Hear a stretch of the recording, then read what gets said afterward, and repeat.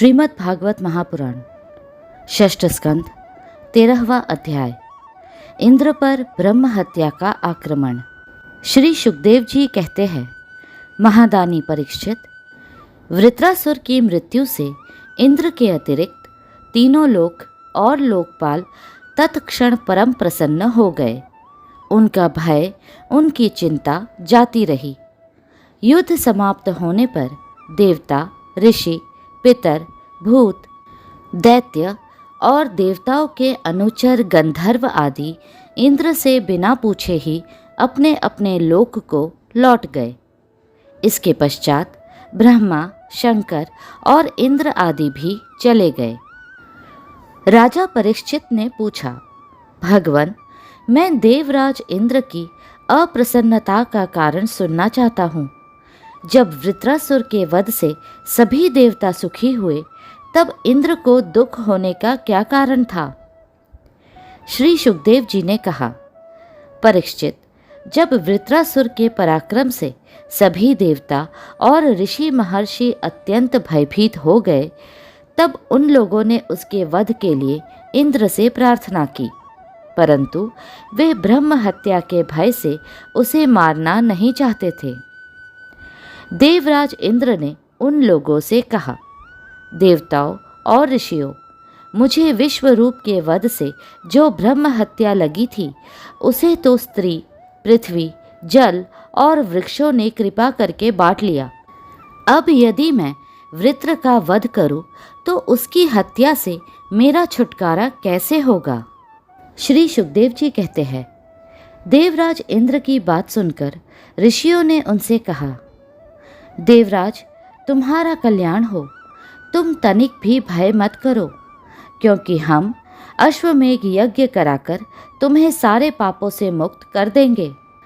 अश्वमेघ यज्ञ के द्वारा सबके अंतर्यामी, सर्वशक्तिमान परमात्मा नारायण देव की आराधना करके तुम संपूर्ण जगत का वध करने के पाप से भी मुक्त हो सकोगे। फिर वृत्रासुर के वध की तो बात ही क्या है। देवराज, भगवान के नाम कीर्तन मात्र से ही ब्राह्मण, पिता, गौ, माता, आचार्य आदि की हत्या करने वाले महापापी, कुत्ते का मांस खाने वाले चांडाल और कसाई भी शुद्ध हो जाते हैं। हम लोग अश्वमेघ नामक महायज्ञ का अनुष्ठान करेंगे।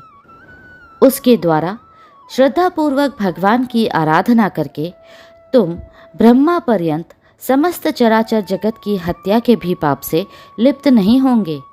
फिर इस दुष्ट को दंड देने के पाप से छूटने की तो बात ही क्या है।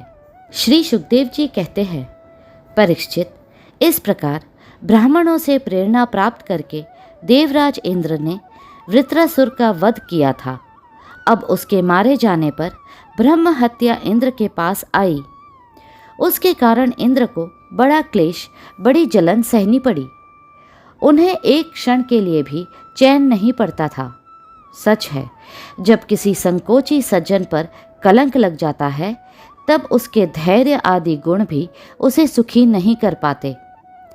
देवराज इंद्र ने देखा कि ब्रह्म हत्या साक्षात चांडाली के समान उनके पीछे पीछे दौड़ी आ रही है। बुढ़ापे के कारण उसके सारे अंग कांप रहे हैं और क्षय रोग उसे सता रहा है।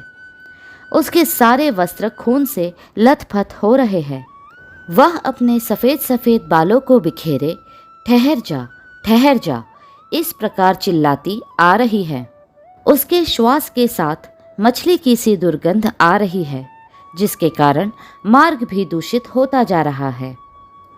राजन, देवराज इंद्र उसके भय से दिशाओं और आकाश में भागते फिरे। अंत में कहीं भी शरण न मिलने के कारण उन्होंने पूर्व और उत्तर के कोने में स्थित मानसरोवर में शीघ्रता से प्रवेश किया। देवराज इंद्र मानसरोवर के कमलनाल के तंतुओं में 1000 वर्षों तक छिपकर निवास करते रहे और सोचते रहे कि इस ब्रह्म हत्या से मेरा छुटकारा कैसे होगा।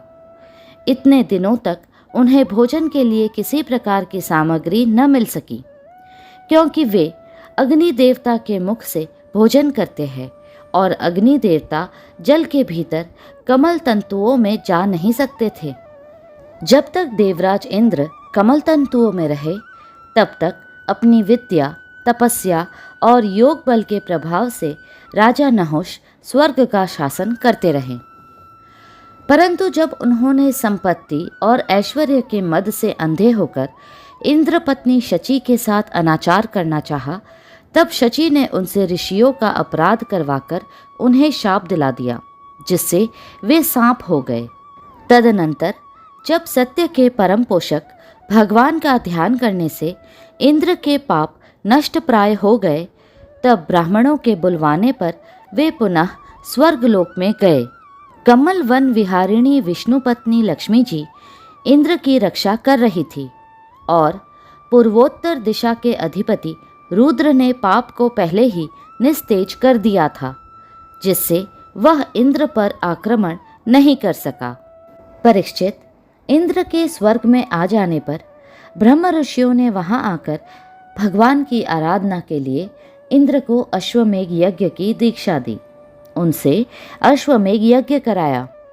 जब वेदवादी ऋषियों ने उनसे अश्वमेघ यज्ञ कराया तथा देवराज इंद्र ने उस यज्ञ के द्वारा सर्वदेव स्वरूप पुरुषोत्तम भगवान की आराधना की, तब भगवान की आराधना के प्रभाव से वृत्रासुर के वध की वह बहुत बड़ी पाप राशि इस प्रकार भस्म हो गई जैसे सूर्योदय से कुहरे का नाश हो जाता है। जब मरीचि आदि मुनीश्वरों ने उनसे विधिपूर्वक अश्वमेघ यज्ञ कराया, तब उसके द्वारा सनातन पुरुष यज्ञपति भगवान की आराधना करके इंद्र सब पापों से छूट गए और पूर्ववत फिर पूजनीय हो गए।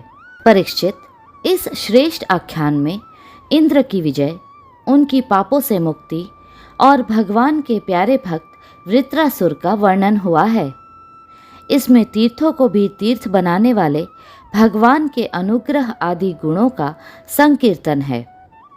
यह सारे पापों को धो बहाता है और भक्तों को बढ़ाता है।